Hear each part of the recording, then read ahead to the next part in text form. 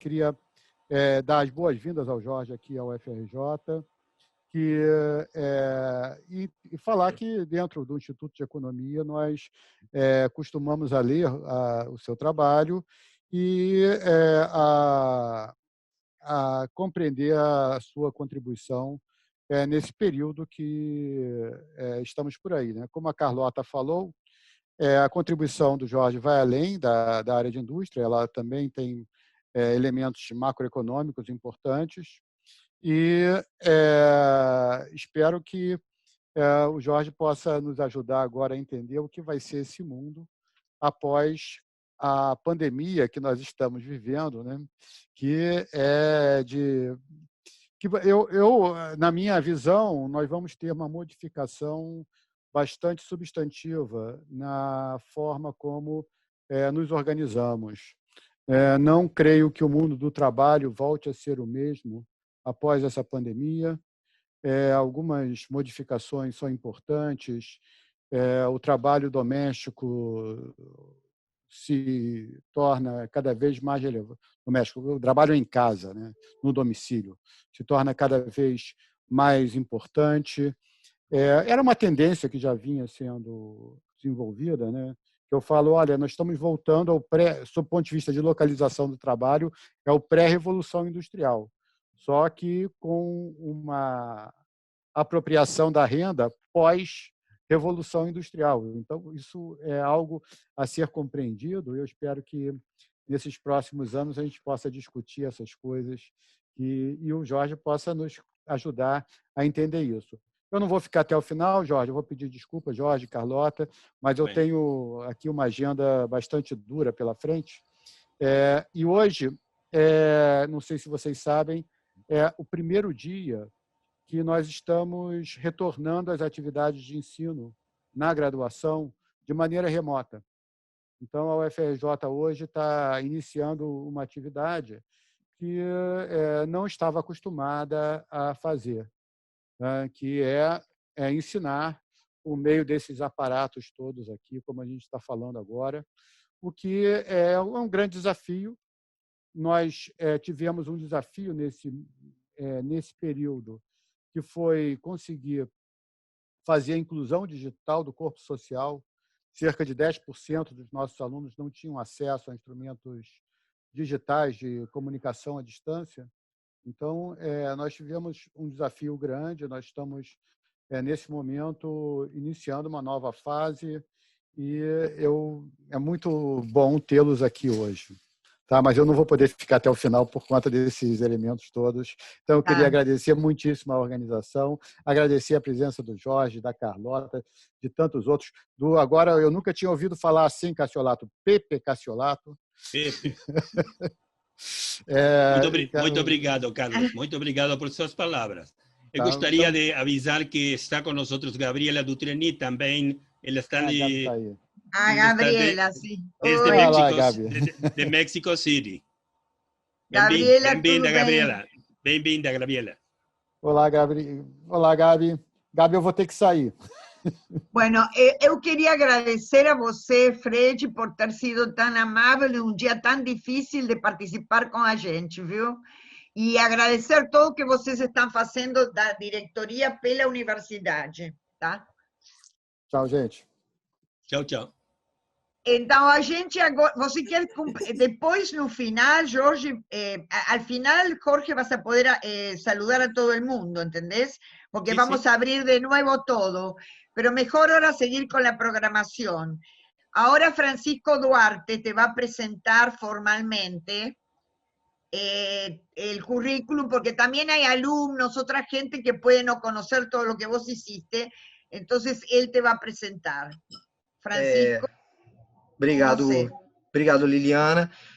Primeiramente, queria dizer que é um prazer organizar esse seminário tão cheio de pessoas importantes da área dos estudos da indústria, da tecnologia, e parabenizar o Jorge por uma carreira.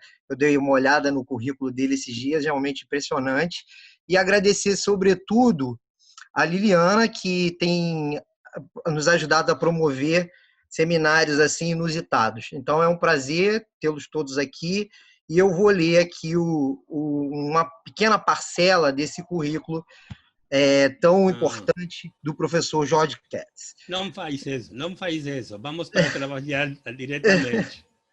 Não, então eu vou ler rapidinho, Jorge, pouquinho. Porque tem pessoas aqui que são mais alunos e eles precisam ouvir parte do seu currículo, desculpa. Vou ser bem sucinto. Eu tenho mando hoje.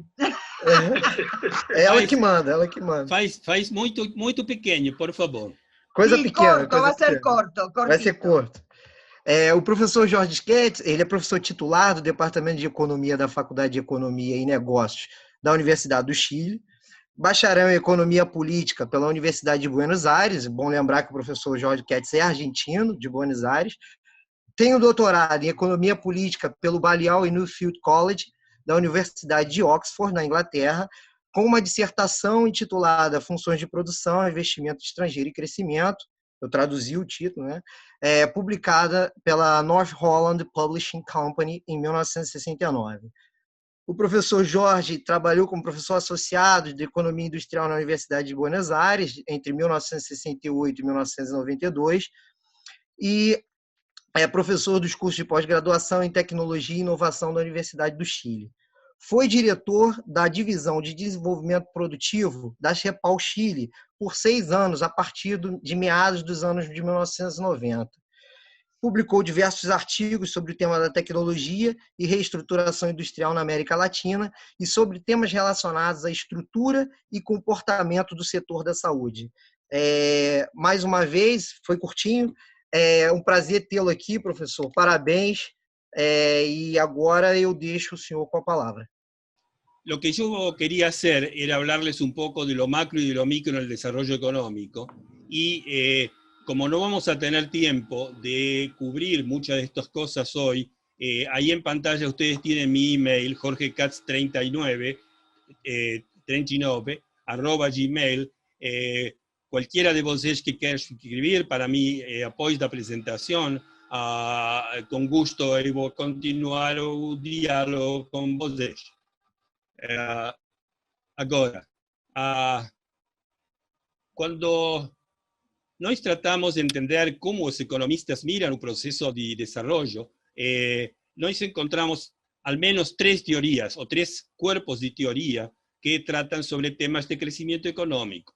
El primer cuerpo es la agenda neoclásica, que es la más enseñada en gran parte de las universidades del mundo. Es un modelo de equilibrio que tiene su inspiración en una mirada newtoniana, que arranca de Higgs, de IS y LM en Higgs, y que luego pasa por Mendel-Fleming, cuando lo de Higgs es una economía cerrada, chica, lo de Mendel-Fleming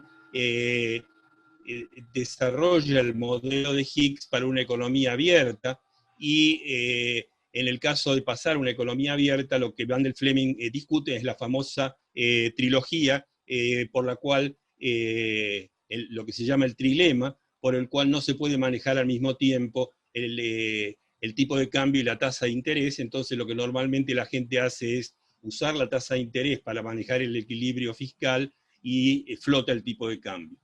Una segunda agenda, lo esencial de esa teoría es que se discute el equilibrio agregado de la economía, no hay estructura. La mirada es una mirada de equilibrio macro, pero no hay una discusión sobre temas estructurales. La función de Higgs o la función de Mendel-Fleming es una función agregada para toda la economía. Una segunda agenda analítica es lo que se llama la agenda evolucionista, que sale de la idea newtoniana del equilibrio y me lleva a la idea de la selección natural de Darwin. Es una mirada que más bien tiene que ver con la biología y no con la física. Y es una mirada que sale de la idea del equilibrio y admite que hay distintos tipos de capitalismos en el mundo. Hay una variedad de capitalismos en el mundo, y es interesante porque es una mirada que en general discute mucho la micro, como vamos a ver ahora que avancemos en mi presentación, pero no tiene una macro, mientras que el mundo neoclásico tiene una macro, pero no tiene una micro, porque no hay estructura en el análisis de equilibrio neoclásico. En lo evolucionista hay mucho de micro, hay transformación estructural, pero no hay macro. Es decir, que en general, últimamente están avanzando algunos agent-based models desde lo micro hacia lo macro, pero todavía, esencialmente, la mirada evolucionista es una mirada desde la micro, pero sin una macro. Y finalmente, en los últimos tiempos comienza a aparecer una mirada que mezcla la demanda agregada a la Keynes con la destrucción creativa de Schumpeter y trata de juntar el corto plazo con el largo plazo, y el equilibrio de largo plazo viene por la función Kaldor-Verdun de cambio tecnológico, por las ecuaciones de Tirwald de elasticidad de importaciones y exportaciones, con lo cual se le agrega una mirada de la estructura, de cómo va cambiando la estructura en el tiempo, a la visión de corto plazo keynesiana de la demanda agregada. Estos son los tres cuadros analíticos con los cuales la profesión económica discute el crecimiento económico. ¿Por qué algunos países son más ricos que otros? Lo que vemos es que las tres agendas analíticas no dialogan entre sí, y cada una de ellas tiene consejos de política pública muy distintos.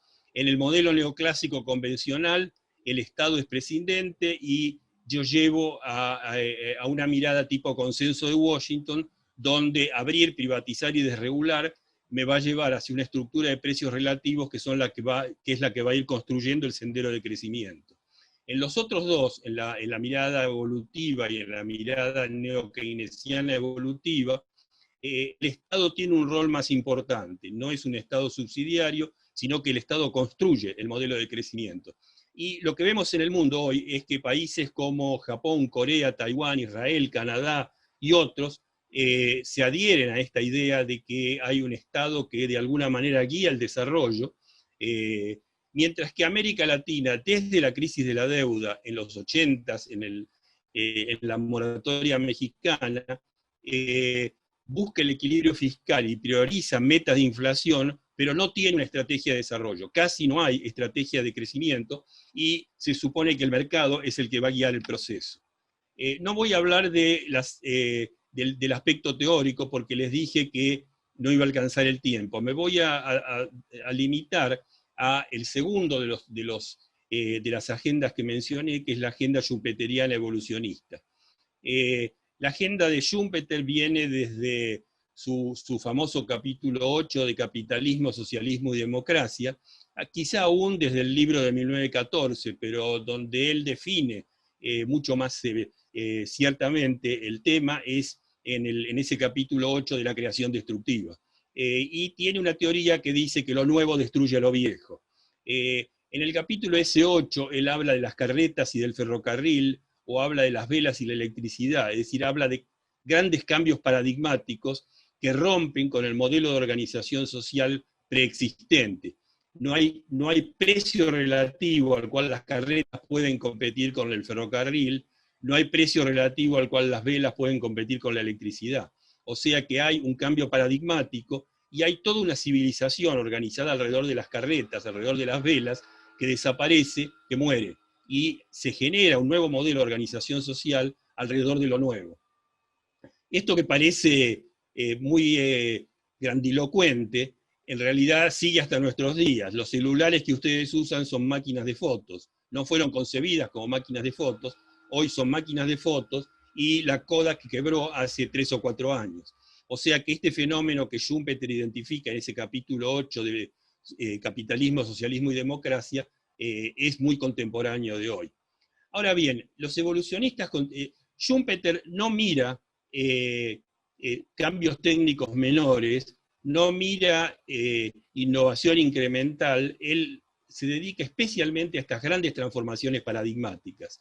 Y toda la escuela contemporánea evolucionista ha seguido esa línea de pensamiento, mirando básicamente sectores que son conocimiento intensivos. Es decir, cuando uno mira la bibliografía contemporánea, desde Richard Nelson hasta Giovanni Dossi, hasta Franco Malerba y los que ustedes quieran, lo que encontramos es que se han dedicado a estudiar la industria de las computadoras, la industria farmacéutica, sectores que en general son muy intensivos en conocimiento, pero que le han dado muy poca importancia, salvo un trabajo reciente de Franco Malerba sobre la industria del vino, le han dado poca importancia a crecer con recursos naturales.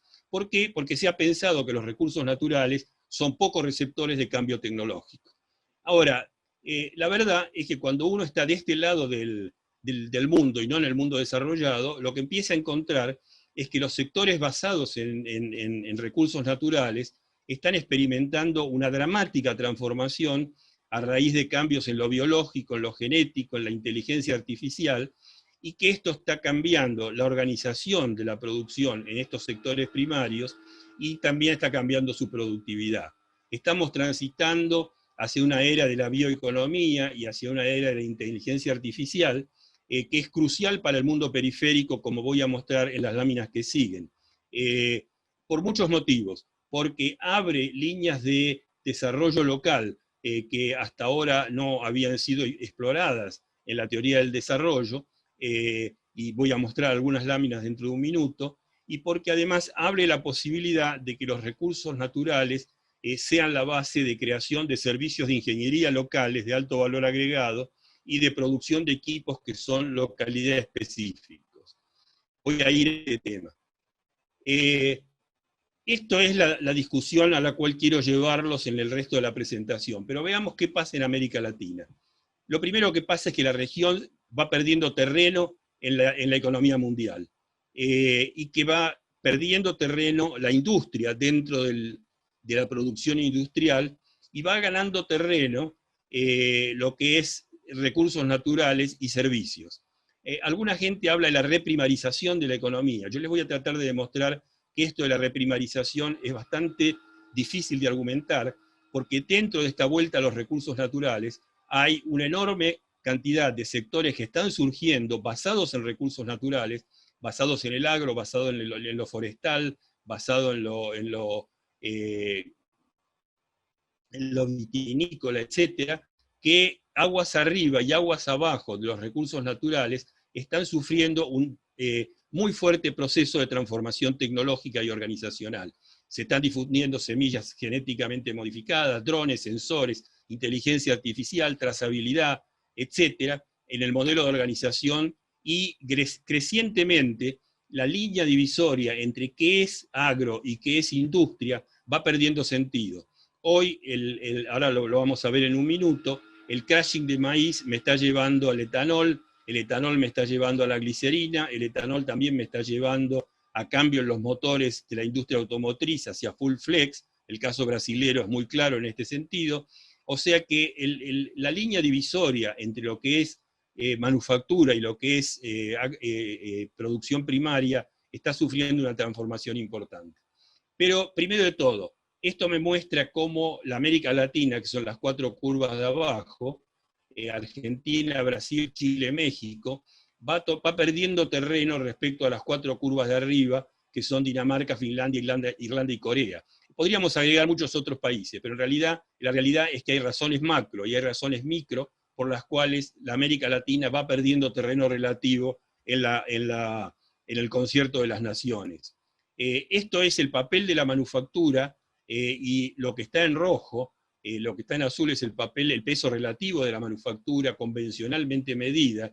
Les decía yo recién que muchos de los servicios están siendo ya parte de la industria, pero lo de abajo es el ciclo de volatilidad macro que han ido experimentando los países de la región.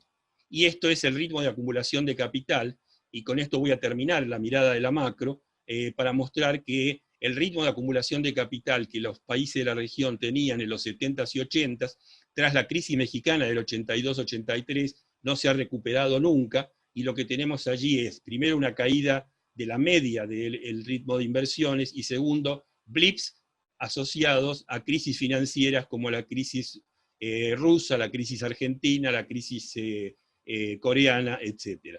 Pero de allí me voy y digo, bueno, mientras esto está ocurriendo en lo macro, es decir, que la manufactura está perdiendo terreno y que voy viviendo ciclos de stop and go, lo basado en recursos naturales empieza a crecer y a ganar papel.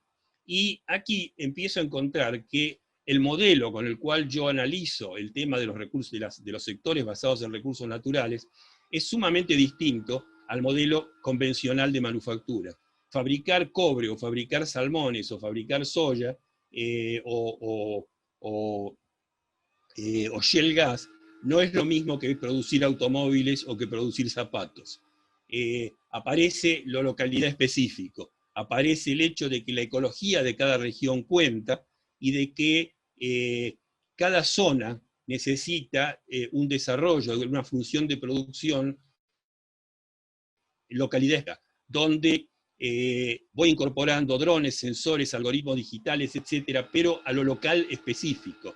Ahora yo puedo monitorear 1 metro cuadrado de tierra en una plantación de soya con una aparatología y sensores y algoritmos digitales que 10 años atrás no existían.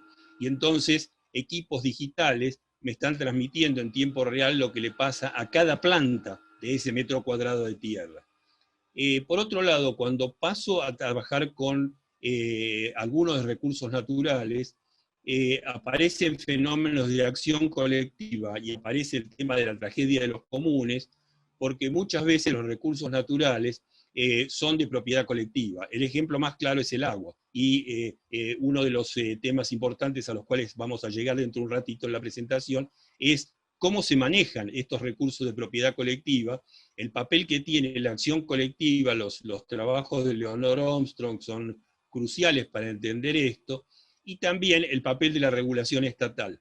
Voy a mostrar más adelante cómo hay learning no solo en el aparato productivo, sino que también hay learning en el aparato estatal que hace la regulación de los recursos naturales. En un minuto vamos a llegar a una lámina que lo muestra clarito.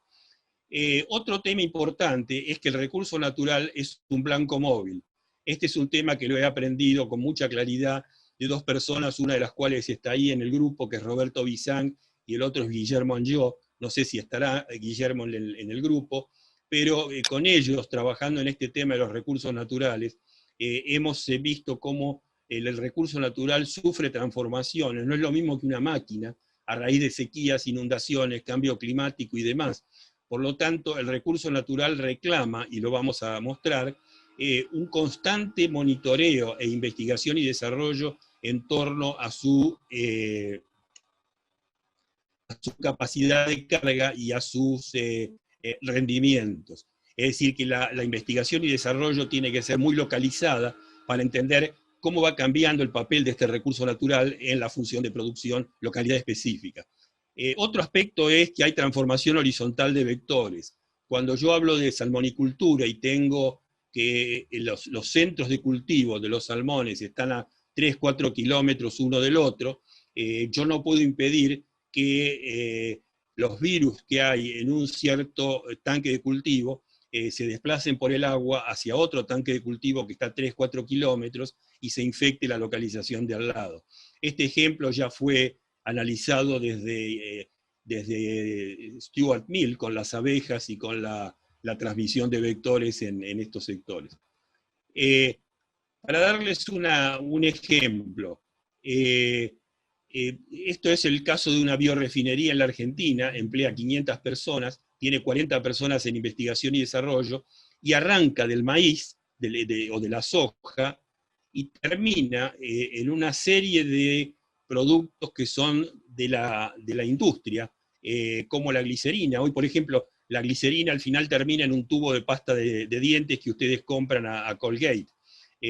O sea que yo arranco de soja, pero arranco también de una cantidad de bioprocesos que terminan en transformar lo que originalmente era agricultura en algo que ahora ya es industria, y que tiene plantas industriales, tiene ingeniería, etcétera, etcétera.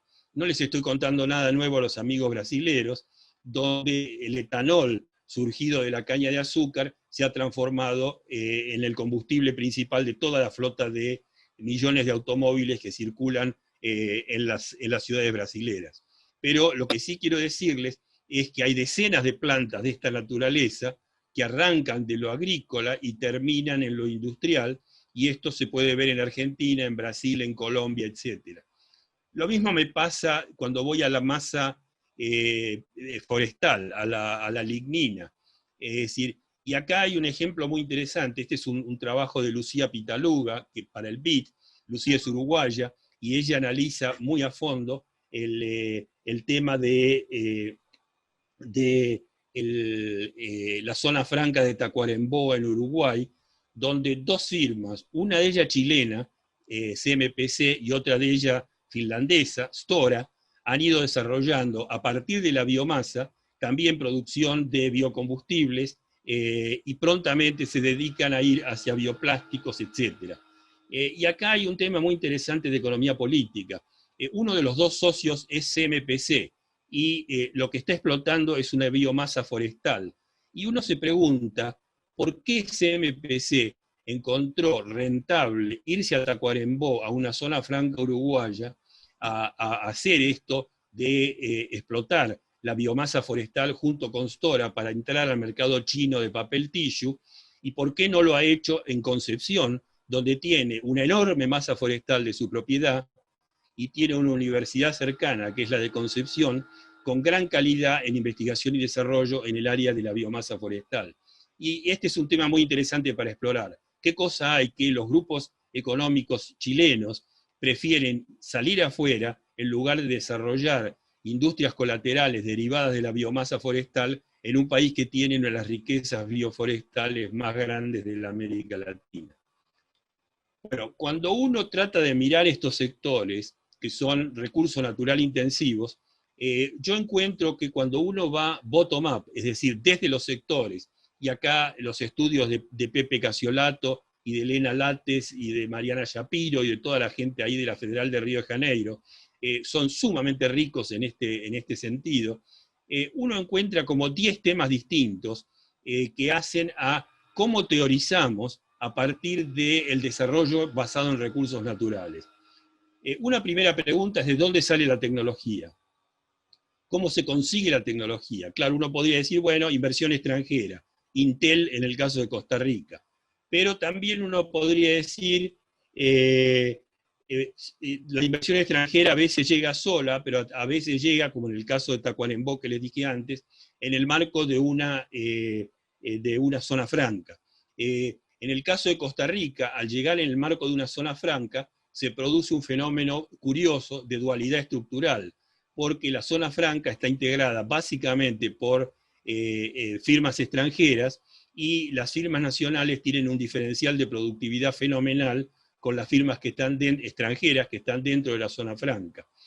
Costa Rica tiene una institución que es el CINDA, que se ocupa de conseguir grandes firmas extranjeras para invertir dentro de la zona franca. Además de Intel, han conseguido ahora avanzar hacia productos biomédicos, pero es la zona franca la que atrae ahí la inversión extranjera. No es el único camino. Uno podría decir, Manaos es otro caso interesante de zona franca, donde hay mucho desarrollo de firmas locales. Pero también hay otros modelos. Si ustedes miran la salmonicultura chilena, por ejemplo, el desarrollo de la tecnología vino por un acuerdo intergubernamental entre la JICA japonesa y la Fundación Chile chilena, o sea que aquí no hubo mercado en el sentido convencional de la palabra, ni inversión extranjera en el sentido convencional de la palabra. La inversión extranjera llegó más tarde, y durante 10 años la Fundación Chile y la JICA produjeron bienes públicos que repartieron hacia firmas de carácter familiar. Y en esta industria en el sur chileno hay 200 empresas que son microempresas familiares que crecen a partir de asesoramiento técnico que reciben esencialmente de la JICA japonesa, que los lleva a Japón y los entrena.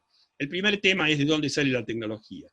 El segundo tema es la firma, cómo es la empresa que desarrolla bottom-up este avance de lo sectorial. Y aquí hay mucho que estudiar acerca de tipos de empresas y cómo se genera el aprendizaje al interior de las empresas. El tercer tema es ya no la firma, sino la industria, es decir, cómo se va conformando la organización industrial del sector. De vuelta con el modelo de la salmonicultura, yo les decía que arrancan unas 200 firmas cuando empieza la salmonicultura chilena en los 80s, hoy quedan 20. En el camino ha habido un enorme proceso de merger y acquisitions, y ha habido mucho takeover, y han desaparecido casi la totalidad de las firmas pequeñas de carácter familiar, y se ha transformado en un oligopolio concentrado, donde 5 de las firmas controlan la totalidad del comportamiento de la industria. Es decir, que es el tercer tema. El primero es de dónde sale la tecnología, el segundo es cómo se comporta la firma, el tercero es cómo se comporta la industria. En cada uno de los temas necesito instituciones. Por el tema de la morfología de la industria, está el tema de la regulación de la competencia, y está el tema de la preservación del papel de las empresas PYME, etcétera, etcétera. El cuarto tema que quiero examinar es que la industria necesita desarrollo de proveedores. Generalmente las firmas arrancan autoproveyéndose insumos intermedios, y gradualmente, a medida que crecen y se expanden, van desarrollando proveedores independientes de servicios de ingeniería. Una de las discusiones interesantes hoy en día, en el caso chileno, por ejemplo, en la minería, es cómo desarrollar proveedores de clase mundial de servicios de ingeniería para abastecer a las firmas locales. El sexto tema es el papel de las agencias regulatorias. Las agencias regulatorias en general tienen la misión de hacer gestión de riesgo. Sin embargo, lo que ocurre es que en países como los nuestros arrancamos de agencias regulatorias, cuando comparo con las noruegas o comparo con las alemanas o con las australianas o las de Nueva Zelanda, arranco de agencias regulatorias infinitamente débiles y que no reaccionan ex ante regulando riesgo, sino que reaccionan ex post una vez que han ocurrido las crisis. Voy a mostrarles ahora una lámina que muestra cómo fue, se las muestro ya.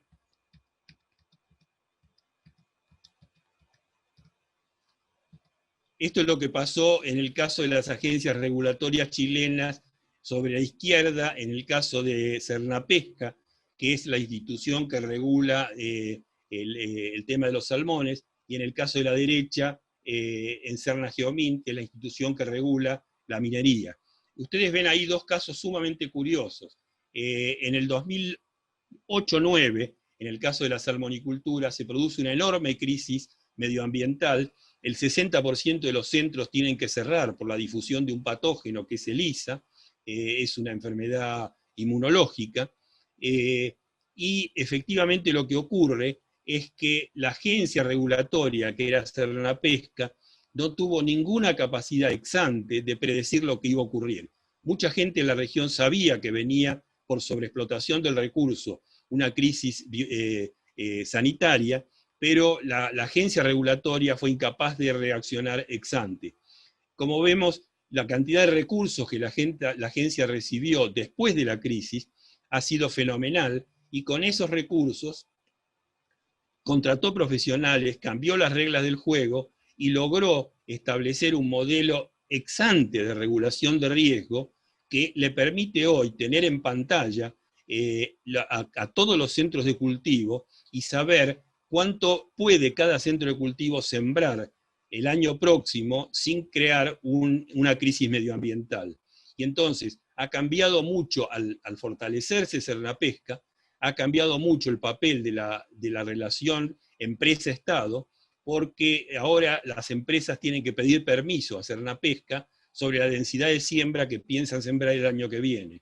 Si su conducta biológica ha sido muy pobre, Cernapesca tiene la capacidad hoy en día de decirles que no, que tienen que reducir la densidad de siembra. Esto es muy importante. Chile sembraba alrededor de 30 kilos de salmón por metro cúbico de agua antes de la crisis. Hoy en día siembra alrededor de 17, 18 kilos. Y ha cambiado radicalmente la relación público-privada en este contexto. Por eso yo les decía que en estos modelos evolutivos no solamente importa la firma y la agencia regulatoria, sino que importa todo el modelo de organización industrial, que es lo que yo llamo reglas del juego, que están detrás de cada industria. El gráfico que tienen sobre la derecha me muestra lo mismo, pero con un episodio que todos ustedes recuerdan, que es la crisis de los 33 mineros en la mina San José. Estamos todos bien y y esperamos que nos saquen de acá abajo.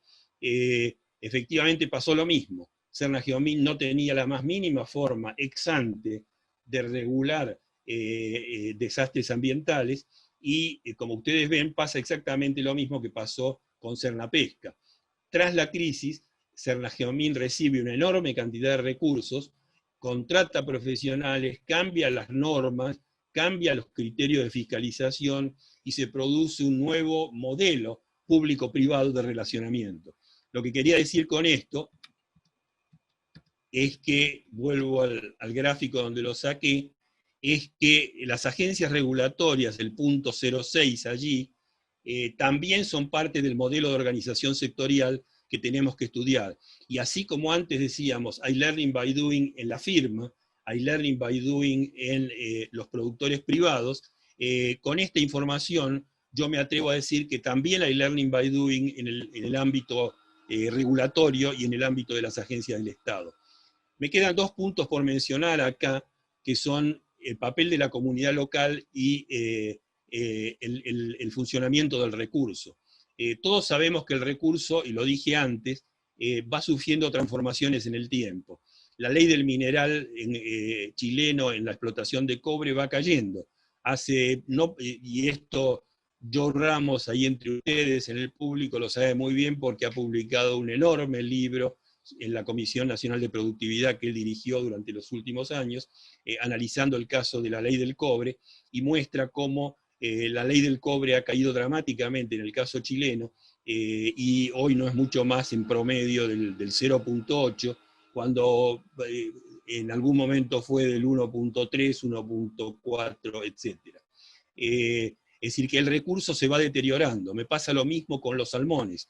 La calidad aeróbica del agua, una vez que tengo un centro de cultivo trabajando durante varias temporadas, va cayendo, y la receptividad biológica del agua para una nueva campaña productiva es menor a medida que voy usando el recurso.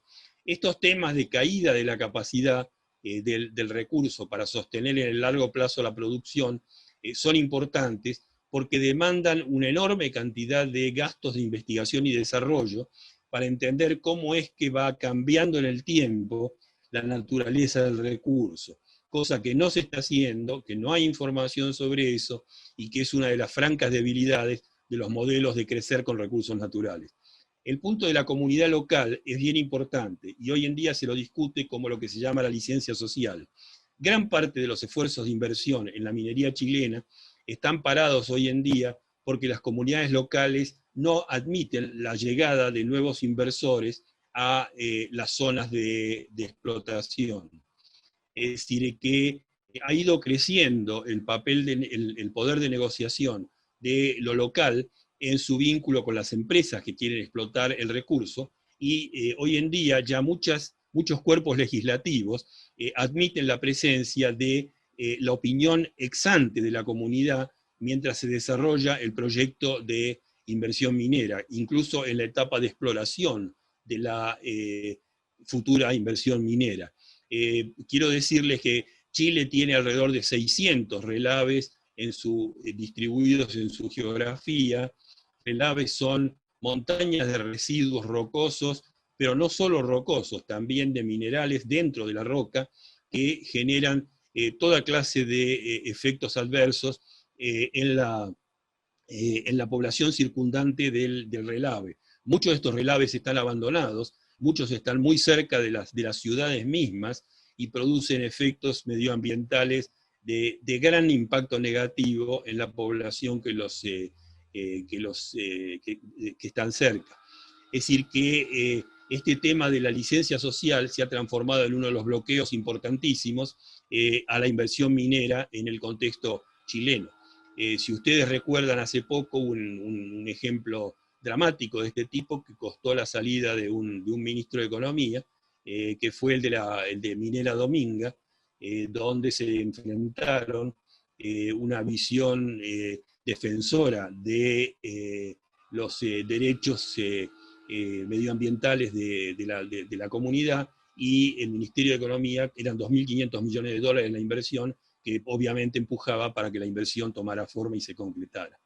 Así que cuando uno va a la micro, de estos sectores de crecer con recursos naturales, esto que yo les mostraba antes, de industrializar la soja o de industrializar lo forestal, se va a encontrar que la micro tiene la suma de todo esto que les acabo de decir. Lo pongo en el cuadro siguiente: acceso a la tecnología, naturaleza de la firma, cambios morfológicos de la industria, desarrollo de proveedores, manejo del recurso, aprendizaje de las agencias regulatorias, los derechos ambientales de las comunidades, comportamiento físico-biológico del recurso y marco institucional internacional que tiene que ver con cómo nuestros países se van adecuando o no a los requerimientos internacionales en manejo de respecto a ciertos convenios. Por ejemplo, el convenio 169 de pueblos originarios con el tema mapuche en Chile, por ejemplo, el convenio de París sobre el cambio climático, etcétera, etcétera.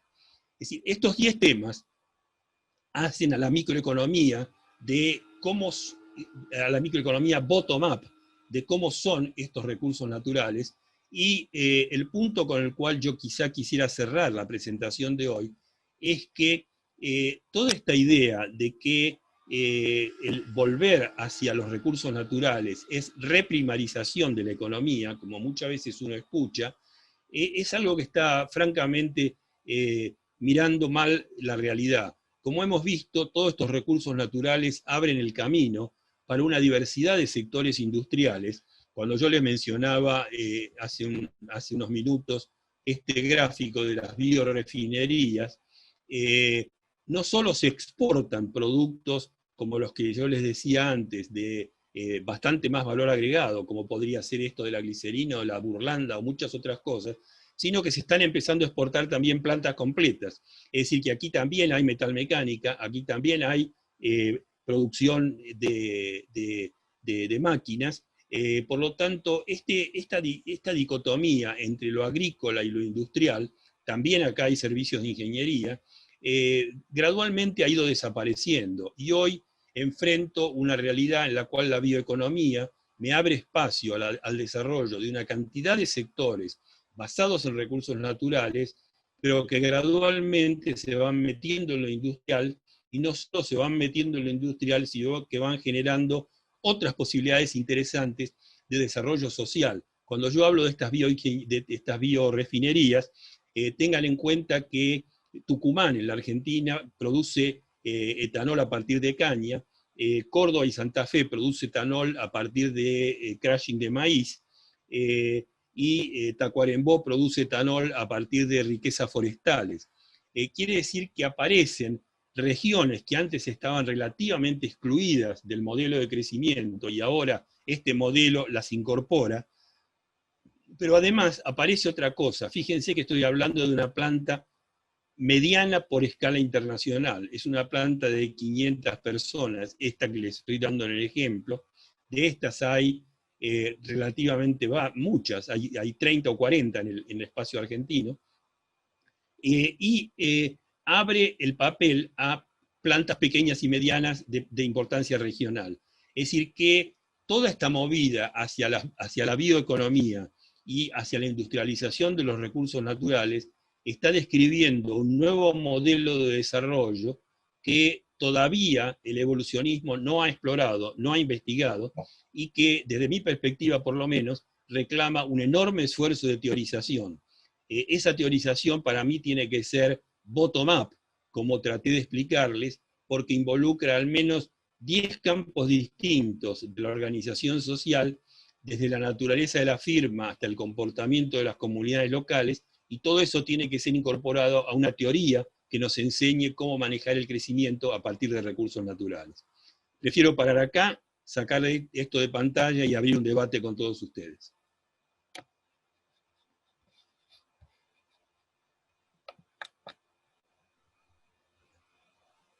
Jorge, ahora vamos a hacer antes del debate vamos a hacer las pequeños comentarios de las 4 personas invitadas, comenzando por Carlota.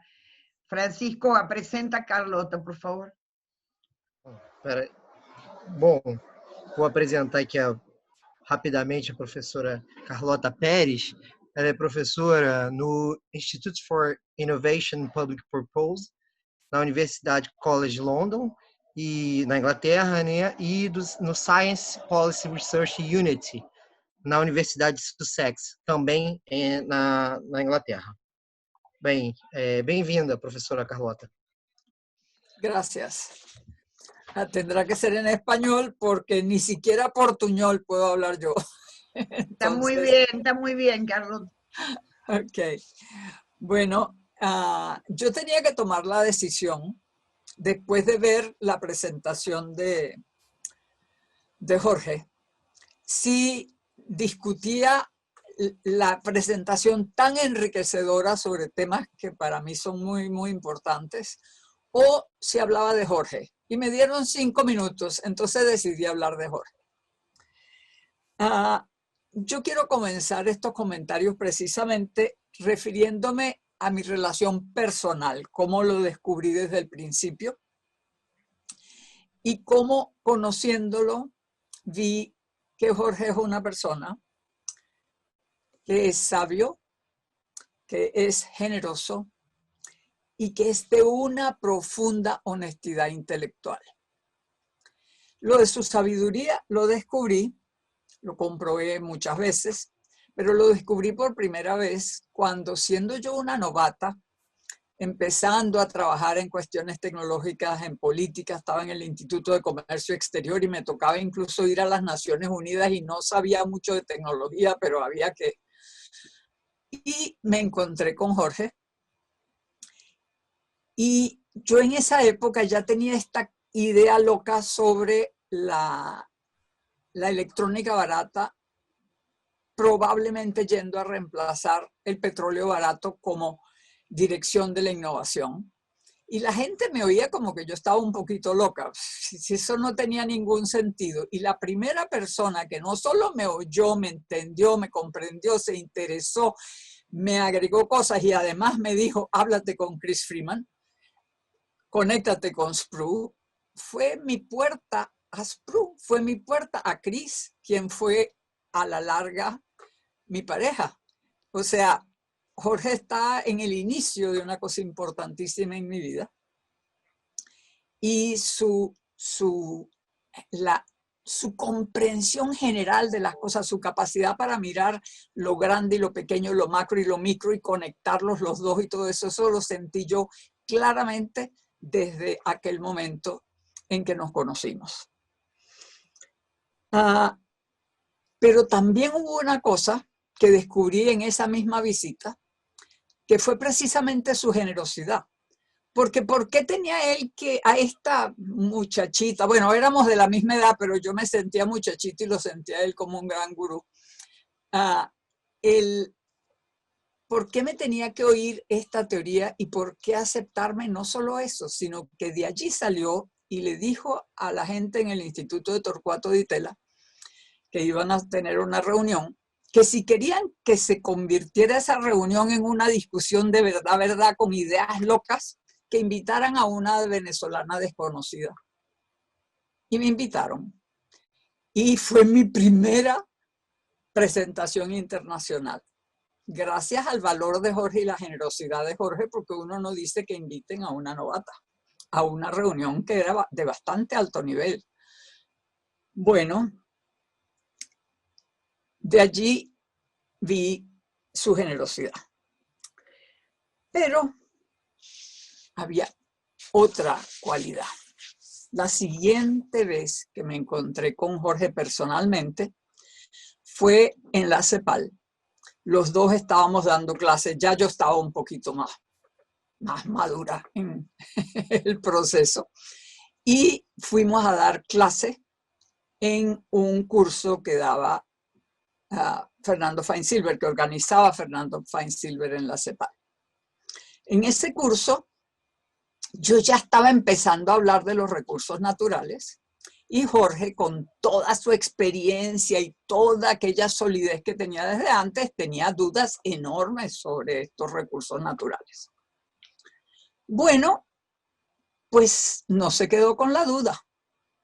Al poco tiempo me encuentro con que Jorge, el mismo que me había dicho hace un rato que no no solo estaba diciendo que sí, sino que se ha dedicado y se ha convertido en el mejor teórico, en el más profundo. Bueno, ya lo vimos, acabamos de experimentar el resultado de una cosa que en aquel momento, si yo le hubiera dicho a Jorge, tú vas a ser el principal teórico de los recursos naturales, me hubiera dicho que estaba completamente loca. Ese nivel de honestidad intelectual no es nada común. Que una persona que se ha pasado su carrera con una manera de ver las cosas, reconozca que las cosas cambian y teorice y entienda que cuando las cosas cambian, las teorías tienen que cambiar, no es nada común y se requiere un nivel de honestidad intelectual muy alto, porque la carrera de la gente se forma con ciertas ideas. Entonces, para uno cambiar esas ideas, tiene que tener ese nivel de honestidad que yo he podido reconocer en Jorge. Bueno, aparte de su honestidad intelectual, vuelvo a su sabiduría. Lo que nos acaba de presentar es un programa de investigación, al mismo tiempo que es ya una visión completa del conjunto de áreas donde tenemos que mirar, pero además con una cantidad de respuestas. O sea, ya él está montando la teoría que necesitamos para poder aprovechar esa oportunidad que, al igual que él, yo estoy convencida que la tenemos por delante. Esa contribución a mí me parece de gran importancia y demuestra una cosa más. Jorge siempre ha logrado conectar lo macro con lo micro. Eso tampoco es común. Hay gente que es especialista en micro, hay gente que es especialista en macro. Pero especialista en entender la conexión entre lo macro y lo micro, hay muy poca gente. Jorge es uno, Chris era otro. Son gente muy especial, que son tan capaces de entrarle al estudio de caso con todo detalle, viendo, y además se aprenden todas las cosas y entienden lo que está pasando. Eso que nos dijo que él no entendía a los ingenieros, bueno, ahora sí los entiende. Entendió que tenía que entenderlos. Y combina entonces la comprensión del ingeniero con la comprensión del economista macro, con la comprensión del economista micro, y todo eso junto lo transforma en políticas. Hoy no nos habló de cuáles eran las políticas, pero en sus láminas originales estaba. Ya él está mirando qué es lo que tenemos que hacer, ya que ahora está entendiendo la relación entre lo micro y lo macro.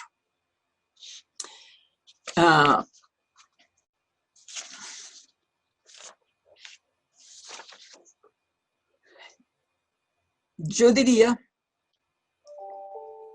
que Jorge nos da un ejemplo de algo sumamente importante. Estamos en una época, yo creo, caracterizada por las innovaciones institucionales. Necesitamos innovaciones institucionales. Nosotros venimos de un mundo cuyas instituciones estaban adecuadas a las condiciones anteriores. Ahora estamos mirando un mundo que cambia radicalmente. El solo hecho de que exista la globalización y que sea muy difícil que la desglobalización ocurrirá, yo creo, un cambio en las condiciones de la globalización, pero no su eliminación. El hecho de que estemos hablando ahora de recursos naturales al lado de lo que puede ser la industrialización, la industria clásica. El hecho de que con esta pandemia se haya visto el problema gravísimo de la precarización del empleo, todo lo que son las desigualdades. Necesitamos repensar las instituciones en todos los planos, en el plano social, en el plano ambiental, en el plano industrial, en el plano de la producción, en el plano de las relaciones internacionales. Todo eso requiere innovaciones. Y las innovaciones más centrales van a ser esas tres, las de la producción, las de lo social y las de lo ambiental. Ese mundo de innovaciones va a requerir una gran comprensión de las relaciones entre la economía, la sociedad, el ambiente y todo lo demás. Y creo que Jorge, como de costumbre, nos abre un camino, nos crea unas bases teóricas y pienso que confío en que va a seguir haciéndolo. Agradezco mucho que me han dado la oportunidad de celebrar a Jorge, de agradecerle su sabiduría, su generosidad y su profunda honestidad intelectual. Muchas gracias. Yo solo te quería agradecer, Carlota, antes de pasar a Cassiolato, por haber aceptado este convite. Y aparte porque te quiero mucho como persona y me pareces brillante. Desde que me empezaste a explicar en los años 80 los ciclos de Kondratiev, con toda tu paciencia. Así que gracias por estar también, ¿eh? Gracias por la invitação, foi um honor. Vou apresentar rapidamente o professor José Eduardo Cassiolato. Ele é professor do Instituto de Economia da UFRJ e coordenador da Rede CIST, que é um importante centro de estudos sobre inovação sediado no Instituto de Economia da UFRJ. Bem-vindo, professor Cassiolato. E obrigado, professora Carlota, pela palestra. Obrigado, Francisco. Boa tarde a todos. Inicialmente, sem dúvida, queria agradecer muito, muito mesmo a professora Ana Célia, a professora Liliana, pela honra que me dá de estar participando desta cerimônia, desse webinário aqui, né? Estar junto com o Jorge nesse momento é um prazer imenso, Jorge, né? Eu fico muito feliz de ter sido lembrado e agradeço mais uma vez, né? A Carlota, outra grande amiga, já falou muitas das coisas que eu tinha pensado em colocar em relação ao Jorge, então eu vou ter que repetir um pouco algumas dessas coisas, né? Quer dizer, eu não vou entrar em muito detalhes sobre a apresentação, que foi magnífica como sempre, mas, sem dúvida, eu queria prestar a minha homenagem ao amigo Jorge Katz. Quer dizer, que a vida nos traz muitos problemas de sabores, mas também nos traz muita coisa boa. E dentre essas coisas muito boas, na minha vida, foi cruzar com o Jorge em um determinado momento, né? E a partir do qual eu continuei aprendendo muito, né? Continuei sendo um grande admirador, já era um grande admirador antes de conhecê-lo, continuei sendo, e tive o privilégio de encontrá-lo e, sem dúvida, a influência que ele tem no trabalho acadêmico que a gente faz aqui no IE da UFRJ. E na postura enquanto ser humano tem sido fundamental. Jorge, muito obrigado por ser quem você é, por ser sempre uma pessoa, como a Carlota disse, extremamente generosa. Entende? Quer dizer, desde o primeiro momento, todas as vezes que eu tenho a felicidade de encontrar com o Jorge, sempre pessoalmente, essa é a primeira vez que é de uma forma virtual, como a gente está se acostumando agora, né? A gente sente o calor dele, as preocupações, as ideias que surgem. A sua capacidade como ser humano de transmitir coisas positivas é uma coisa impressionante e a gente agradece muito, né? Quer dizer, a ter tido essa oportunidade. Do ponto de vista intelectual, Jorge é um dos intelectuais latino-americanos, a meu juízo, né, porque estão aqui, não dos mais importantes, né? Quer dizer, não dá para, nesse curto espaço de tempo aqui, lembrar todas as suas principais contribuições, mas eu acho que tem pelo menos duas que são muito importantes para serem, pelo menos, lembradas aqui, né? Quer dizer, uma delas é, evidentemente, a discussão do tema de hoje, né? E é essa questão da importância de, quando olharmos um problema produtivo, um problema econômico, a gente ter sempre à mente que não podemos esquecer essas conexões entre o que acontece em nível da empresa, em nível da estrutura industrial e o que acontece em nível macroeconômico mais amplo, né? Quer dizer, essa discussão da importância de um e para o outro, de como eles se retroalimentam, ela é fundamental, né? E o Jorge já começou mostrando na sua apresentação de hoje, né, uma das suas perplexidades, eu diria assim. Quer dizer, várias vezes que a gente se encontrou, né? E depois eu vou fazer uma pequena pergunta para ele, digamos assim, entrar um pouco a fundo nisso, né? A preocupação era sempre como, né, esses caras do norte, né, não percebem a importância dessas conexões. Quer dizer, como a agenda, né, sobre desenvolvimento, sobre tecnologia do norte, ela sublima, né, a importância dessas duas coisas, que para ele e para o norte latino-americanos é de muita significância, né? E foi interessante, foi importante a Carlota ter lembrado, né, que o nome do Chris Freeman, né, como um intelectual do norte que também tinha essas preocupações. E quando ela falou isso, eu me lembrei de que o Jorge foi... Eu não entrei no início da nossa conversa, hoje eu não sei se ele tinha tocado nisso, né? Mas o Jorge participou de interações com a turma do SPRU, com o Freeman, com o Jeff Holden, né? Talvez, Jorge me corrija se eu esteja equivocado aqui, na primeira vez que o pessoal, ainda acho que nem existiu o SPRU, estavam ainda na OCDE, eles vieram para Buenos Aires para uma reunião com os grandes intelectuais argentinos que trabalhavam a questão tecnológica, Sábato, Herrera. E o Jorge Katz estava ali nessa reunião, tanto quanto eu saiba, né, como um jovem economista recém-formado, né?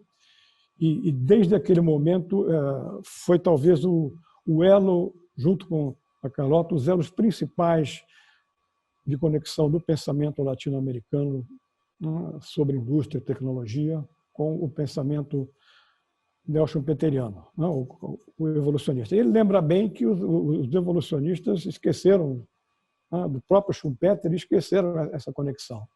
O que, para mim, é um pouco mais surpreendente, porque se você pega o primeiro grande texto que eu considero liderado pelo professor Chris Freeman, sobre as novas tecnologias, o texto da OCDE chamava-se Technical Change in Economic Policy, né? Ele foi um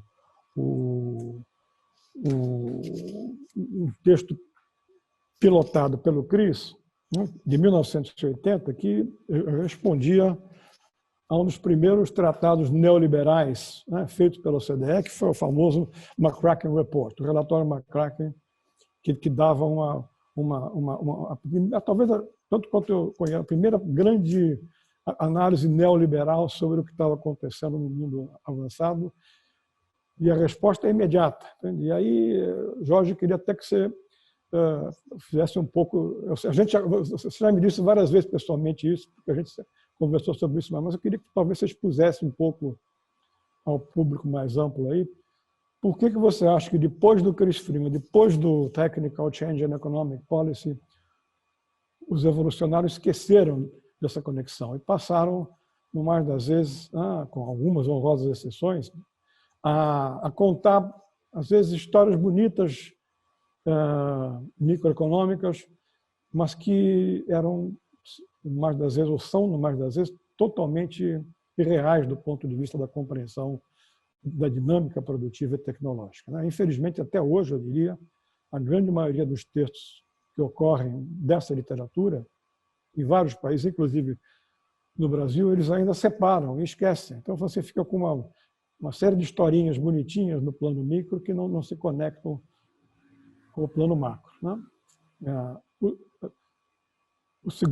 Acho que a segunda grande contribuição associada intelectual do Jorge, que também, infelizmente, é uma questão de, digamos, de um pouco de dependência cultural que nós temos, né, nos países do terceiro mundo, na América Latina em particular, são as contribuições pioneiras do Jorge no campo da aprendizagem, né, de learning. A literatura nelson-peteriana, quando vai falar em learning, vai buscar em autores norte-americanos, né, que falam de um outro tipo de aprendizagem. E o Jorge, já nos anos 70, nos anos 80, fez as primeiras grandes contribuições sobre a aprendizagem, talvez naquele brilhante trabalho que foi quando eu conheci os primeiros textos dele, um grande trabalho intelectual sobre a geração de tecnologia na América Latina, aquele programa grande de pesquisa do PIB, e que nos ensinou tanto que são talvez as bases mais importantes para a compreensão dos limites da aprendizagem tecnológica que a gente tem na nossa reunião. E que na literatura evolucionária é simplesmente sublimado também, apesar de que o Jorge tem escrito vários textos em inglês, né, livros, artigos na Research Policy, e a literatura neo-schumpeteriana vai buscar em Cohen, Leventhal, etc., etc., esquecendo que antes disso, com muito mais propriedade, o Jorge já nos brindava com essa base conceitual, né? Existem outros temas que eu acho que o pioneirismo do Jorge é fundamental para que a gente compreenda, né, tanto os limites quanto as possibilidades do desenvolvimento produtivo e latino-americano, produtivo e tecnológico latino-americano, particularmente num momento tão complicado como o que a gente vive hoje, né? Quer dizer, a gente não falou sobre isso não, mas aqueles que estão, como eu, no Brasil, a gente está sentindo a crise atual como uma coisa muito complicada, né? Mas não é uma crise sanitária apenas, é uma crise muito mais complexa, é para todo mundo, mas que em alguns países, né, como o nosso, elas se colocam numa dimensão extremamente mais complexa, né, e que nos fazem a querer, talvez, compreender melhor e discutir os limites que a gente tem hoje em dia pela frente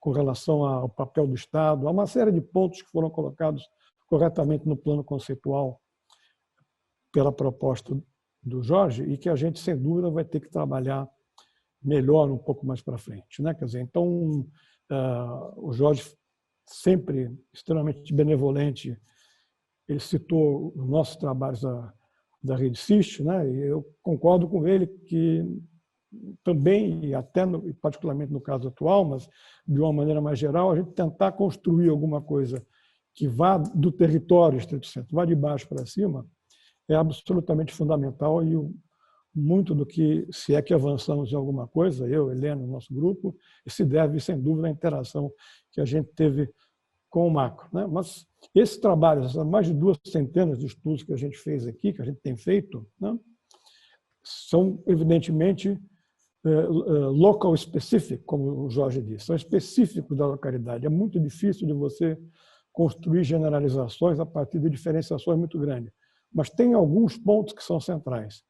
E os pontos que são centrais são exatamente os pontos do Jorge. Quer dizer, no caso específico, a questão do acesso a finanças. Entende? Quer dizer, qualquer dos nossos APLs, o que a gente percebia é que o acesso ao financiamento, a ligação com o setor financeiro, era um dos entraves principais ao processo de transformação virtuosa produtiva, né?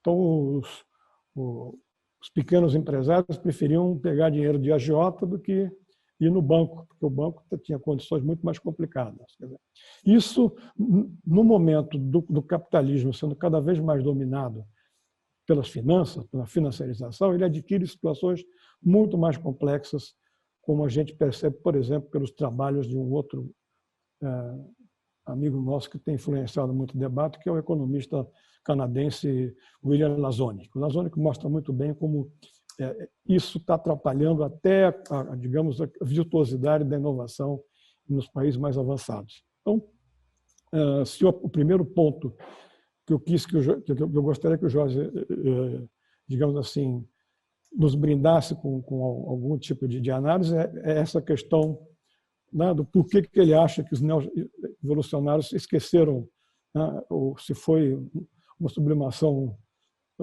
real ou se foi em meio de propósito entre o micro e o macro. E o outro tem a ver um pouco com essa questão. Quer dizer, no caso atual, quer dizer, como a gente precisa incluir no nosso modelo analítico essas questões trazidas pela crescente financiarização, pela subordinação, né, pelas 4, Google, Facebook, etc., pelo capitalismo de vigilância, como diz a Shoshana Zuboff, né? Só para dar um dado, por exemplo, né? Hoje em dia a empresa de maior valor de mercado no Brasil, tirando a Petrobras, não é mais a Vale do Rio Doce, entende? É uma empresa chamada Mercado Livre, né? A Mercado Livre é uma empresa de capital argentino que é a principal intermediadora hoje em dia das compras e vendas pela internet no Brasil. Quer dizer, esse conflito entre o real da produção, né, e o fictício, como é que o Jorge poderia pensar em nos ajudar? Mas, enfim, para terminar, eu acho que o meu tempo passou muito, eu mais uma vez agradeço a Liliana, a Ana e a todos que estão aqui. E, Jorge, muito obrigado por você existir, né, por nos ajudar tanto. Tem sido, espero que continue sendo um prazer enorme estar junto de você. Muito obrigado. Obrigada, José. Foi muito bom, mas se passou um pouquinho. Então, agora vamos a passar para Paulo. Deixa eu só apresentar o professor Paulo. O professor Paulo Bastos Tigres é professor titular do Instituto de Economia da UFRJ e professor também do nosso programa de pós-graduação, o Programa em Políticas Públicas e Estratégias de Desenvolvimento, o PPED. Bem-vindo. E obrigado, professor Cassolato, pelos comentários. Bom, boa tarde a todos. Estou muito feliz de estar aqui, de rever os velhos amigos aí nesse tempo de isolamento social.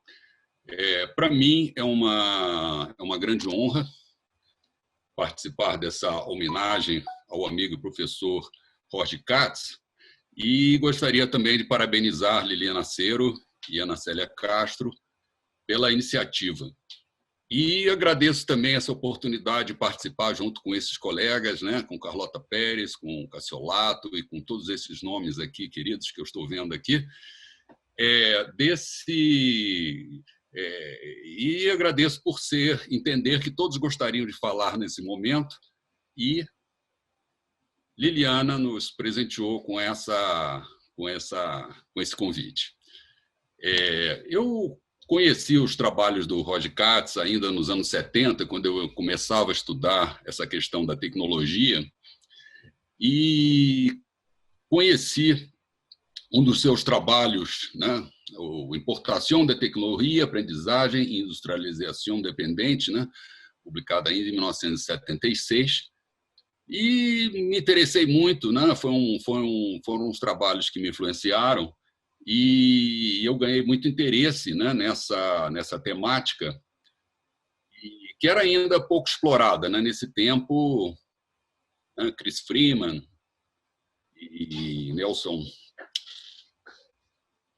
Richard Nelson estavam todos começando, né, a estruturar esse pensamento. E me pareceu sempre que era uma forma muito interessante de ver, né, as transformações ocorridas com a mudança tecnológica, e também a oportunidade de resgatar, né, trabalhos de Schumpeter, de Marx, né, que se propunham não apenas a analisar o funcionamento dos mercados, mas principalmente analisar as causas, né, da riqueza econômica. O Jorge foi além dessa vertente, né, agregando estudos técnicos detalhados, do qual tivemos a oportunidade de ver hoje. Quer dizer, tanto Carlota quanto Cassiolato já falaram muito das qualidades aqui do Jorge. Eu vou ter que repetir que, na verdade, com tantas coincidências, eu acho que ninguém aqui estaria mentindo, né?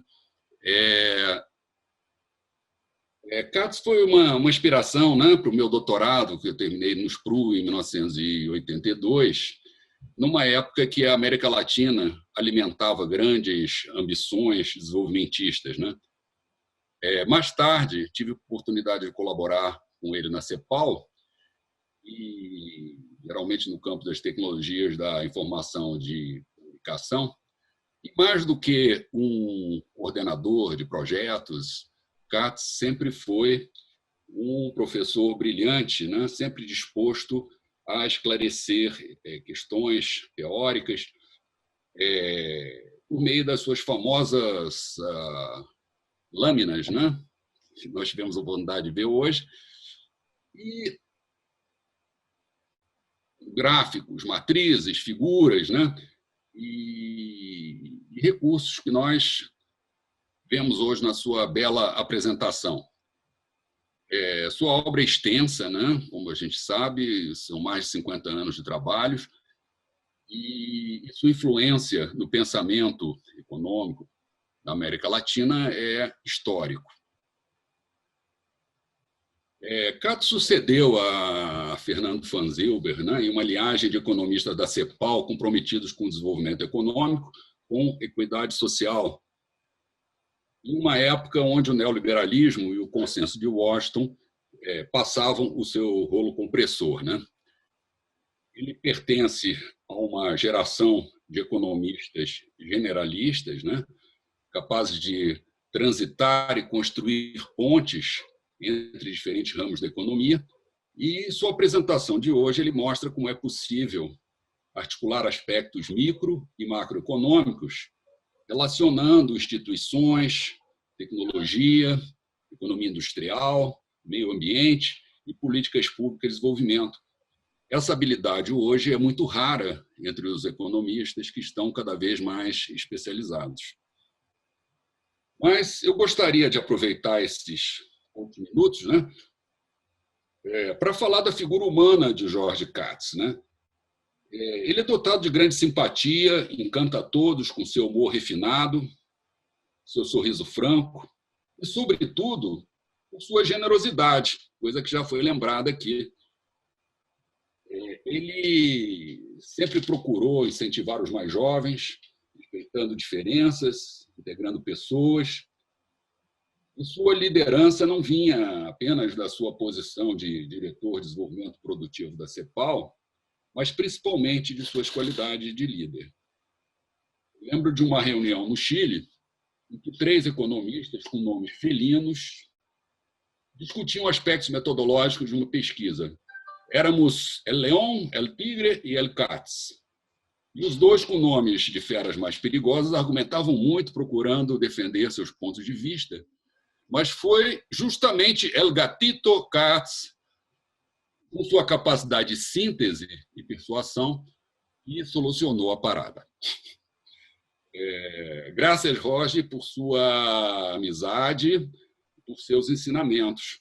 Só lamento não poder lhe dar um abraço forte pessoalmente, mas vamos fazê-lo em breve, quando as circunstâncias permitirem. Obrigado. Paulo, obrigada pela sua coisa carinhosa também. Agora eu vou me apresentar eu mesma. Você se apresenta? Francisco. Então tá, lá vai. Eu sou Liliana Cero, responsável por ter organizado isto, mas com muita ajuda, Jorge. Vou falar espanhol. Jorge me ajudou muito, muita gente, entre ellos Ana Celia, pero por supuesto, pero también mucho José Casiolato, que mandó a toda su red de Redesist y de Lilacs, y por eso hay también mexicanos aquí de otros lugares. Así que muchas gracias a todos los que me ayudaron. Pablo también pasó esto. Y vos me decías todo el tiempo que muchas gracias con lo que estaba haciendo, pero tenía una gran ayuda y además fue un placer. Entonces yo voy a hablar solo sobre una cosa personal. En realidad voy a decir una parte que me influiste en mi tesis, pero voy a hablar una cosa personal que vos te olvidaste, pero yo no. Cuando yo era muy joven, tenía 19 años, lo conocí a Jorge Katz en Buenos Aires. Y lo conocí en circunstancias difíciles para mí, porque yo trabajaba como asistente de investigación en un centro, que no era la CEPAL, y había un colega de Jorge con el que intercambiábamos, porque yo estaba como asistente haciendo un trabajo sobre la construcción civil. Solo que este colega me copió. Y Jorge, que no era la época de Me Too, no era una época feminista, Pablo, no era, porque Pablo dice que ya se superó el problema, pero no se superó. Jorge me defendió mucho, en un momento que no era común eso, y me quedó marcado. Entonces quiero mostrarles a ustedes que en esa época, que era muy difícil para un asistente, Isabel se debe dar cuenta de esto, Isabel Hernández, su mujer, me defendió con una honestidad académica absoluta, que mi trabajo era mi trabajo y no podía ser plagiado. Yo ya lo tenía como un gurú, estaba aterrada cuando le fui a hablar, y Jorge lo único que hizo fue calmarme y decirme que tenía razón, porque lo mío estaba escrito. Ni te lo acordás, Jorge, no voy a decir el nombre de quién era el otro. Y por supuesto quedó en mi nombre el trabajo. Después hubo una segunda coincidencia, que vos tampoco por ahí te acordás, que es que nos encontramos en un aeropuerto. Yo estaba con mis padres. Mi padre estaba desesperado porque en aquella época ser cientista social, antes de los 70, porque yo terminé en el inicio de los 70 la carrera, la primera licenciatura, Jorge le habló tan bien a mi papá de mi contribución académica, mi inteligencia, mis cualidades como persona, etcétera, que mi papá quedó feliz de que haga ciencias sociales. Nunca más pensó que era una cosa de comunistas, Jorge, gracias a lo que vos hiciste. Bueno, y hay otras muchas anécdotas, pero otra principal, después lo he visto en la vida a través del tiempo. Yo nunca trabajé con Jorge, porque mis temas eran un poco diferentes, pero cuando presenté mi doctorado que fue sobre la industria textil en Brasil, mi doctorado fue sobre Brasil, era sobre el proceso de trabajo. Entonces yo sentía que la teoría de la firma de Jorge le faltaba, como le decía también a Chris Freeman, la parte de los trabajadores. Entonces en ese momento hablábamos de cambio tecnológico incremental en América Latina, y la importancia de eso para todo el proceso de sustitución de importaciones. Y entonces todo eso lo tomé de Jorge, pero le agregué la parte de lo que hacían los trabajadores de mantenimiento, pero también los trabajadores, los obreros mismos. Y hice todo un esquema sobre las calificaciones, etcétera, de los trabajadores, cómo mudaban con el cambio tecnológico. A Jorge le encantó. También Isabel me dijo que estaba más influido por vos a tener una aproximación de este bottom-up, que se ve con el tiempo empezó a crecer. Ahora trabajo sobre medicina regenerativa, o sea, toda la parte de células madre, pero ahí, en el PPG, Jorge, tenemos toda una parte de incluir en la innovación las instituciones. Entonces, todo lo que dijo Carlota y lo que dijiste vos sobre la introducción de la innovación a nivel de las agencias de regulación, de las instituciones, que claro, está también en lo que hace Casiolato, mucho en el Sistema Nacional de Innovación, pero en la forma que vos lo colocaste hoy, que quedó feliz, porque cada vez más estás integrando variables sociales en todo. Yo soy socióloga, no economista, entonces esa idea de la relación entre innovación y las categorías sociales me encanta que la hayas desarrollado tanto y que plantees, como dijo Carlota y Casiolato, creo, un programa prácticamente sobre el tema.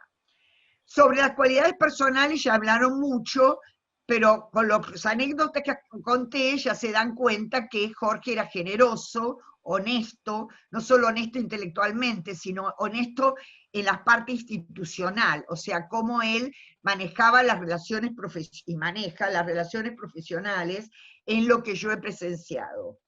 Entonces, tu pensamiento me influyó mucho, tu apoyo en momentos claves de mi vida, pequeñas cosas, también me hicieron muy bien, y entonces yo lo tuve siempre a Jorge como una referencia teórica importante, aunque yo no llegué a SPRU por Jorge, yo llegué en el 77 a SPRU, y mi primer jefe fue Martin Bell, del cual, si me permiten, ahora voy a leer una carta que te escribió, porque no puede estar con nosotros porque tenía otra actividad, pero mandó una carta.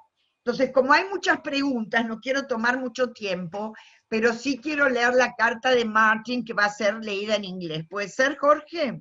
Claro, por supuesto. Entonces, gracias, Jorge, por la influencia en mi vida y por los momentos que has tenido de ser muy partner, muy cooperativo con los jóvenes. Y yo era más joven que vos, vos me decías siempre que tenía voz de locutora. Gracias, ahora no tengo tanta, pero voy a leer lo que escribió Martin Bell para ti. Martin Bell, para los que no saben, es una de las personas centrales en toda esta parte del aprendizaje que Jorge desarrolló y que yo apliqué en mi tesis de doctorado mucho. Y Martin dice lo siguiente: Greetings, Jorge. I'm very sad that I cannot join you today, but I'm very grateful for Liliana for helping me contribute a few words more directly. I can't think of anyone whose contributions to our field more deserve the honor and tributes being offered to you today. I'm sure earlier speakers will have highlighted the range and significance of those contributions and the wide variety of roles and institutions within which you have made them. So I will focus only on your research contributions in the 70s and early 80s. This was the period when I personally, and at SPRU more generally, were avid consumers of the body of work on technological development in the late industrialization of Latin America that was generated by yourself and the teams of scholars who created and led, and the teams of scholars you created and led. The scale of the body of work, as reflected in the resulting stream of books, reports, and working papers, was amazing. But more important was its originality. You did not simply contribute novel insights to an existing field. That was impossible because no such coherent field existed at that time, despite the explorations being made by a small number of individual practitioners and scholars in Latin America. It was your work that played a huge role in creating such a field. It generated a foundation of coherent understanding about the micro-level structures and processes of technological development and about how these interacted with macro-level change and rigidity in historical unique paths of industrialization. We in SPRU were fortunate in having a close-up view of these emerging foundations, not least because you're always enjoyable visits.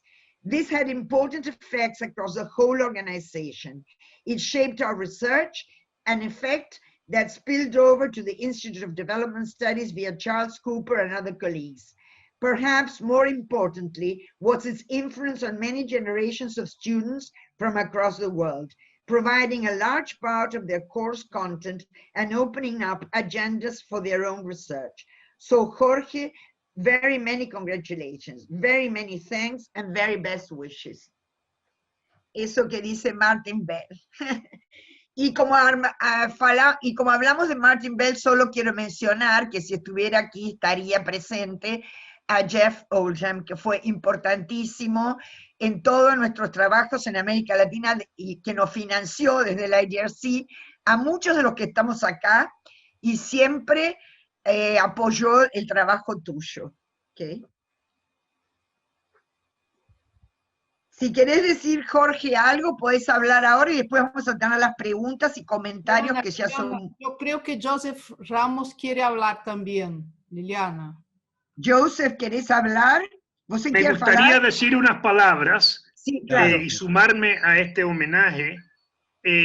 Como ustedes saben, yo contraté a Jorge a la CEPAL y creo que es la mejor contribución que hice en mis 17 años a la CEPAL, en hacer esa contratación. Me gustaría decir, Krugman dice que la tecnología no es todo, pero es casi todo. Y Jorge tenía esa intuición desde el día 1. Cuando lo contraté a mediados de los 90, era sin lugar a duda la persona en América Latina que más sabía sobre tecnología. En segundo lugar, yo agregaría lo de Krugman, que la tecnología no es solo micro, pero es casi todo micro. Y Jorge fue contra la corriente, que si yo voy a citar a Paul Romer como un extremo, de enfatizar lo macro, y él enfatizaba lo que sucedía en la planta, en la fábrica. Hemos visto su visión del aprendizaje. No es un proceso de maximización, optimización, sino de evolución. Yo creo que en todo esto, Jorge mostró una intuición certera y una pasión por lo empírico, y hoy día, y obviamente no solo hoy día, lo demuestra de nuevo cuando frente a visiones de que los recursos naturales son una maldición, o bueno, por último, son neutros, Jorge rescata y va contra la corriente viendo el potencial que ellos tienen. Pero quiero terminar con la última virtud que creo que tiene, que no se ha señalado lo suficiente, es que ha creado escuelas. Tiene muchos discípulos. Y tiene muchos discípulos porque los contagia por el peso de su intelecto. Y por sobre todo, los contagia por su carisma y corazón. Y Jorge entonces es una estupenda combinación de corazón y cerebro. Jorge, ha sido un gusto tenerte y seguir trabajando contigo en la universidad. Gracias, Liliana. Jorge, si querés decir algo, si no abrimos a las preguntas. Sí, Liliana, voy a decir algo.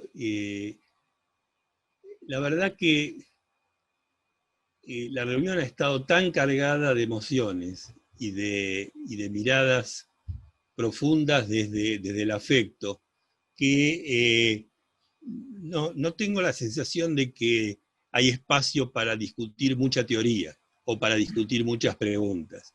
Estoy inundado de lo otro. Y Río siempre ha sido un lugar muy de mi preferencia. Y la UFRJ más todavía. Allí tomé una tesis de doctorado de Mariana Shapiro. Allí conversé mucho con el grupo de Pepe y de Elena. Allí participé en los cursos de Joao. Conocí a Antonio Barrios de Castro.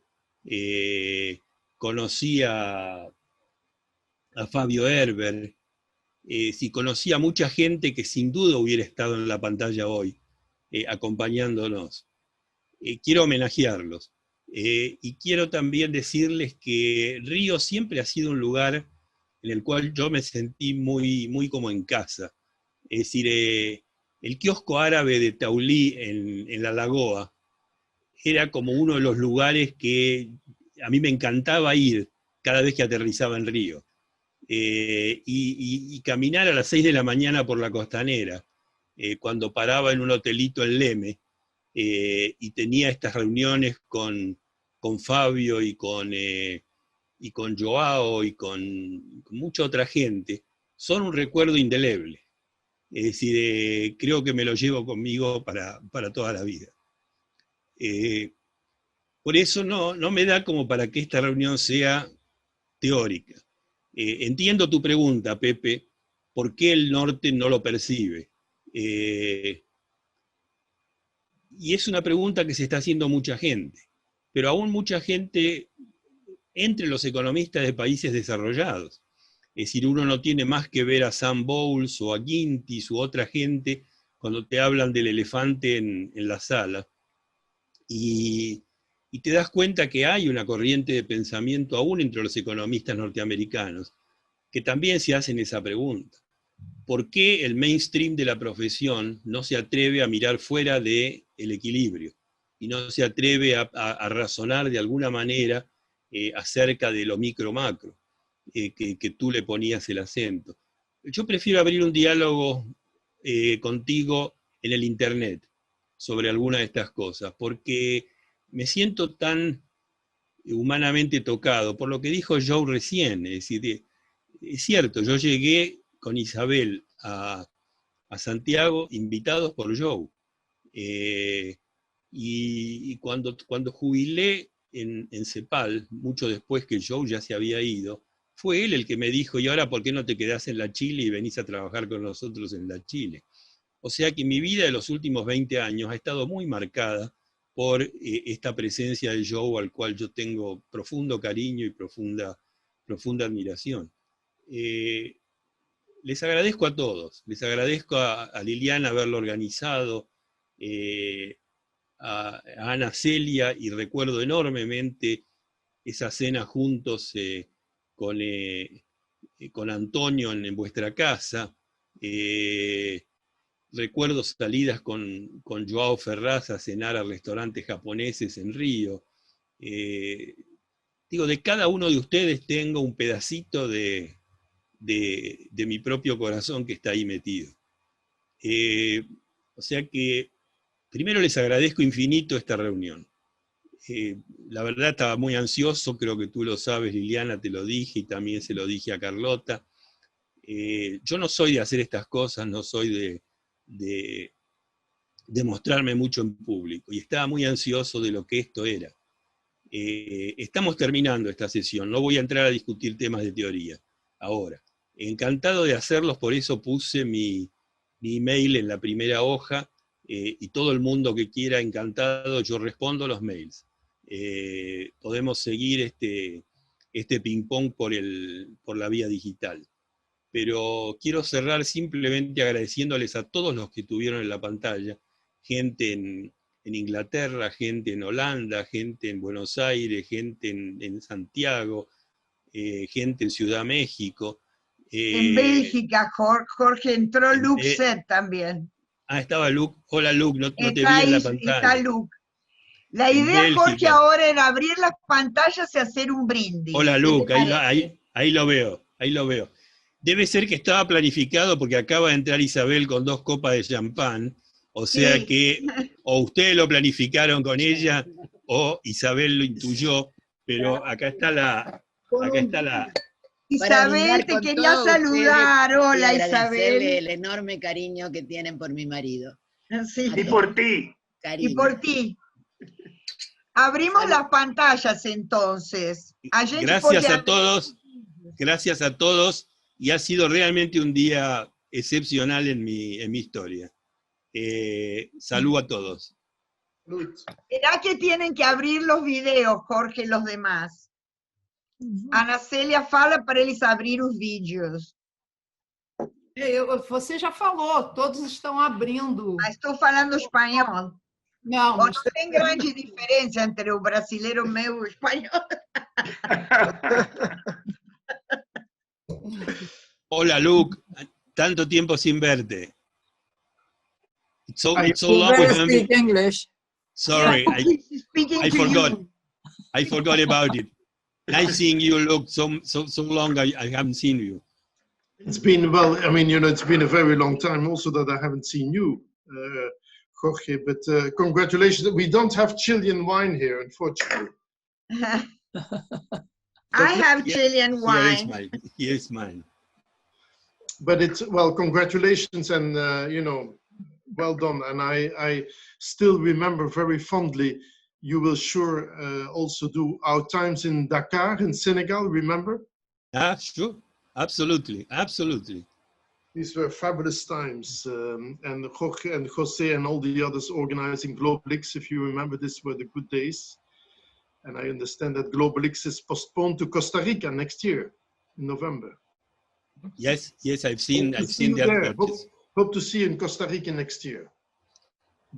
Jorge, me olvidé de decirte 3 personas que me mandaron mails que después te mando. Uno, Giovanni Dossi, que justo estaba en el medio de un trip en Italia en el auto, entonces no podía entrar. Otro fue Carlos Fortín, otro fue Howard Rush. Me mandaron mails para vos que te voy a mandar. Qué lindo. Pero gracias. Giovanni en especial dice, muy bien que esté Jorge en esa homenaje. Bernardo Kosakovs no quiere hablar. João Carlos Ferraz. Por favor, los escucho a todos. Sí.